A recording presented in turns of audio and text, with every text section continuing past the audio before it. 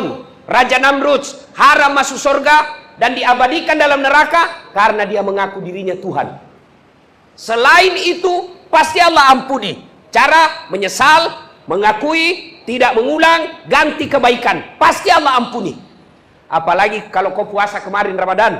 Dengar kata Nabi, man shoma ramadana imanan wahtizaban gufira lahu ma taqaddama min zambihi.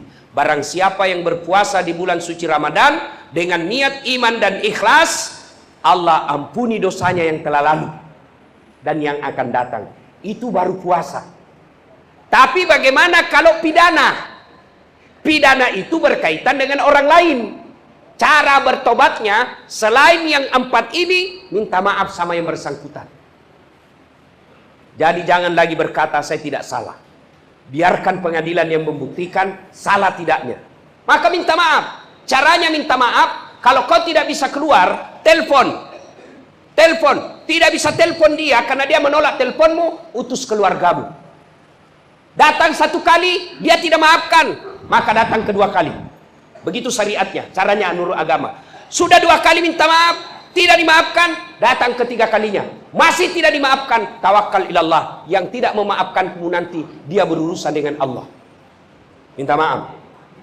Yang kedua, kalau berkaitan barang, kembalikan barangnya orang. Tadi yang ambil motor, kembalikan motornya orang. Kalau tidak bisa kembalikan motornya orang, sampaikan, Pak, saya janji, motor yang saya ambil sudah saya jual. Tapi kalau saya keluar, saya akan kembalikan dengan cara saya. Ternyata belum keluar sudah ajal menjemput, Allah telah memaklumi dan memaafkanmu. Kenapa? Kau sudah berikhtiar mengembalikannya, cuma kondisimu darurat yang dalam penjara sehingga kau tidak bisa lakukan. Allah pengampunimu. Jadi yang susah kalau ambil uang negara. Itu susah itu. Kenapa? Karena harus minta maaf kepada seluruh rakyat Indonesia. Bagaimana caranya? Gampang. Pidato, bikin, minta muat di medsos. Kepada seluruh rakyat Indonesia, saya menyatakan hilaf atas dosa dan kesalahan, dan saya berjanji akan mengembalikan semua aset negara yang saya ambil. Baru sah. Kalau dia minta maaf, bertobat, tapi aset negara tetap diambil, tobatnya tidak dikembalikan. Dan nanti barang yang pernah diambil itu disuruh pikul. Jadi kalau ada orang korupsi, ngambil rumah, itu disuruh pikul nanti itu. Dia bilang orang, mana bisa dipikul? Allah berikan kemampuan untuk memikulnya. Maka saudara kalau ada kasus seperti itu di sini, bertobat supaya diterima tobatnya, kembalikan barang negara. Ibu bapak, saudara-saudara sekalian, waktu yang terbatas. Saya mau tanya, ada yang mau bertanya? Ada? Itu dulu yang muda. Saya kasih kesempatan. Silakan bertanya, dapat hadiah. Nah, jangan cerita kasusmu, urusan pengadilan itu. Ya, apa masalahnya? Ya. Kalau narkoba bertobatnya gimana, Pak? Bertobatnya 1, menyesal. 2, tidak ulang. Jangan lagi kau tobat tapi tetap konsumsi. Dia bilang saya tidak bisa kalau tidak konsumsi. Tidak boleh, berhenti. Yang ketiga, kalau ada berkaitan dengan uang yang kau dapat dengan menjual itu, uang itu sedekahkan. Semuanya. Membersihkan. Jangan lagi kau pikir ini jeripayah saya. Ini hasil keringat. Kalau itu kau yakin uang narkoba, maka sedekahkan. Kembalikan. Oke? Berapa tahun ancaman? 9 tahun. Berapa umur sekarang deh? Sudah menikah? Kau bersyukur karena belum menikah. Bayangkan kalau ada istri dan anakmu, dan kau di dalam begini, anak dan istrimu pasti nanggung dosa, nanggung malu. Kau bersyukur karena kamu masuk di sini pada saat usia muda. Gimana kalau kau sudah punya cucu? Cucumu bilang, bapakku narapidana. Ya kan? Kau bersyukur. Berpikir seperti itu, insya Allah membuat hati tenang. Ya, oke? Ya, terima kasih. Ada lagi? Ada lagi? Di sana? Enggak ono? Piye kabare? Api-api? Je? Ada lagu itu kalau kita dalam penjara begini lagunya. Berakit-rakit dahulu, berenang-renang ke tepian, sakit-sakit dahulu, susah-susah dahulu, lalu kemudian berbahagia. Itu kalau kau tobat. Kalau kau tidak tobat, lalu kemudian tetap susah. Itu, ya. Oke, ada lagi? Siapa? Ah, ini, Bapak ini. Apa masalahnya, Pak? Masalah tahun lalu, sebelum almarhum bapak saya sering ngelawan sama orang tua saya sampai saya di dalam, orang tua saya meninggal. Itu kira-kira untuk berkabarnya seperti apa, Pak? Ya, ini dengar ini. Banyak yang bertanya begini, Ustadz, saya dulu nakal, sering membuat ibu bapak saya menangis, selalu saya lawan. Tapi setelah saya di penjara, beliau meninggal. Tidak sempat lagi ketemu dan tidak sempat minta maaf. Bagaimana cara berbuat baiknya? Satu, doakan. Doa untuk orang tua sudah meninggal, Mas, tidak banyak. Ya Allah, ampuni dosanya. Dua, terima amalnya. Tiga, lipat gandakan kebaikannya. Empat, lapangkan alam kuburnya. Yaitu, coba ulang, Mas. Ya Allah, ampuni dosanya. Terima amalnya. Lipat gandakan kebaikannya. Lapangkan alam kuburnya. Kalau dalam hati sampean menyesal, Allah ampuni. Ya. Oke. Ada lagi? Nah, sampean. Ya. Apa masalahnya? Kawin lagi tidak dapat izin.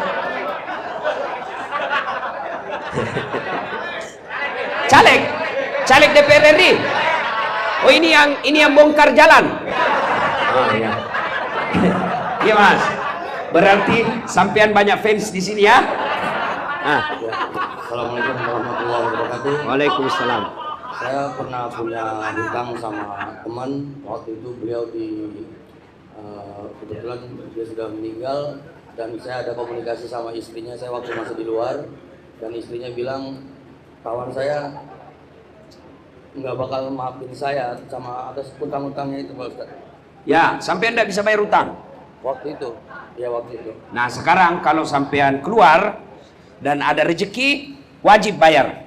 Kalau yang punya uang sudah tidak ketemu, cari ahli warisnya, anaknya, istrinya. Kalaupun tidak ketemu orang yang kita ambil duitnya itu, maka jumlah utangnya, misalnya utang kita 10 juta, 10 juta itu wakafkan di lembaga wakaf. Misalnya datang di lembaga amil zakat. Ya, Mas ya? Masalah apa di sini? Masuk. Narkoba. Nah, narkoba. Sudah tobat kan? Insyaallah. Nah, insyaallah ya. Berapa tahun ancaman? 7 tahun 3 bulan. 7 tahun aja, Mas. Umur berapa? 43. Oh, masih muda. Keluar nanti 50. Kalau ditinggal istri, boleh kawin lagi. Sudah meninggal istri. Sudah meninggal? Ah, ya. Allah sayang istrinya sehingga Allah tidak mau perlihatkan istri sampean masuk penjara. Ya. Selalu bersangka baik. Selama kau di dalam penjara ini selalu sangka baik, insya Allah tenang hatimu. Biar kau di dalam penjara, kalau hatimu merdeka, kamu orang merdeka. Tapi biar di luar hatimu banyak sangka buruk, sengsara perasaanmu. Ya, Mas? Nje, matur nuwun. Ada lagi? Ada lagi? Tidak ada masalah dengan petugas penjara? Ini ibu-ibu, tidak ada masalahnya, Bu? Tidak ada, alhamdulillah. Masalah, ya? Mana? Tidak ada? Ah, itu. Silakan. Ya. Ya. Mau nanya, Pak. Kalau hasil uang narkoba dipakai untuk umroh orang tua itu hukumnya gimana? Haram. Nah, itu dampak sama orang tuanya gimana, Pak? Haram, tidak boleh. Jadi yang kalau sudah terjadi dan sampean tidak tahu, tawakkalillah. Serahkan kepada Allah. Tapi yang tersisa sekarang dari uang narkoba itu lepaskan, masukkan lembaga amil zakat. Ya, oke. Jadi masuk sini narkoba juga. ya, Berapa tahun? 14 tahun. Berapa gram? 200. 200 gram. Wah, iyalah. Ya, sampean sabar aja, Mas ya.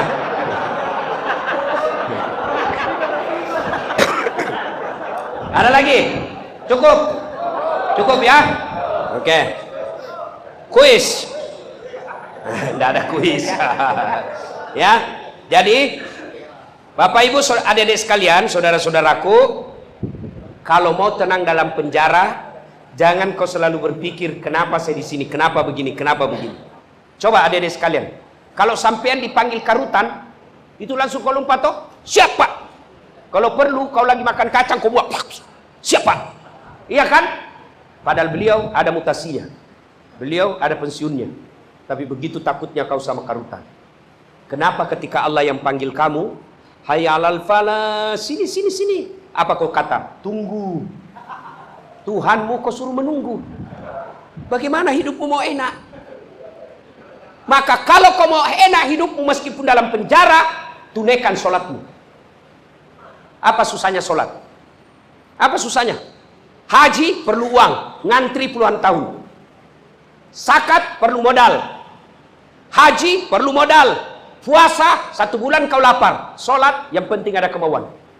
Saya tidak tahu bacaan Ustaz. Kau datang berjamaah di masjid, biar nggak ada kau baca Allahu Akbar, diam. Hanya bicara ketika amin. Diam lagi, sah. Siapa yang wakili bacaannya? Imam. Apalagi? Ustaz, saya tidak bisa kena wudhu. Tayamum. Ini ada Kementerian Agama, pasti sudah diajar kalian bagaimana tayamum. Ustaz tidak bisa berdiri, duduk. Bagaimana cara sholat duduk? Coba lihat, anggap saya lagi duduk. Anggap ini duduk ya. Allahu Akbar. Baca doa iftitah, baca Al-Fatihah, baca surah pendek. Imam ruku, ruku. Allahu Akbar. Kalau ruku, kepala saja kau kasih goyang. Allahu Akbar. Sami Allahu liman hamidah. Kalau sujud, bukan kepala goyang, badanmu ikut kau goyangkan. Allahu Akbar. Sholat duduk. Tidak bisa sholat duduk Ustaz. Sholat baring, bukan sholat tidur. Kalau tidur tidak sadar. Sholat baring. Gimana caranya Ustaz? Ini kiblat. Maka kepalamu di sini, kakimu sini. Sholatlah kau. Tangan masih bergerak, mulut masih bergerak. Allahu Akbar. Bismillahirrahmanirrahim. Sami Allahu. Itu sholat pakai sholat baring. Tidak bisa juga Ustaz, sholat pakai isyarat. Mana namanya sholat pakai isyarat? Matamu saja kau kasih goyang-goyang. Allahu Akbar. Sami Allahu liman hamidah. Allahu. Kau ketawa, saya serius sini. Kau diajar kau ketawai kita. Ya. Tidak bisa juga salat pakai isyarat Ustaz. Salat dalam hati. Mata sudah tidak bergerak, mulut sudah tidak berucap, tangan sudah tidak bergerak, dalam hati saja. Bayangkan lagi ruku, baca doa ruku. Itu namanya salat dalam hati. Masih tidak bisa Ustaz. Ambil kain putih bungkus, bawa di kubur. Apalagi alasan tidak mau salat? Apa? Tidak ada kecuali malas. Coba, bos. Kalau kau tidak haji, masih Islam. Tidak puasa, masih Islam. Tidak bayar zakat, masih Islam. Tapi tidak sholat, kata Imam Syafi'i, kalau dia mati jangan kau sholati jenazahnya. Nabi katakan, kalau dia tidak sholat, dia kafir.